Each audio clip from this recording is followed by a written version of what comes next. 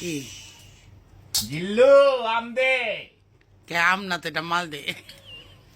এই যে আজকে গাছের আম পাড়ছি। হ্যাঁ বলো মাল দে মাল দে, ডায়লগটা যেটা সেটা বলবা, তুমি ডায়লগটা সেটা না বলে অন্যটা বলো। জিল্লু মাল দে।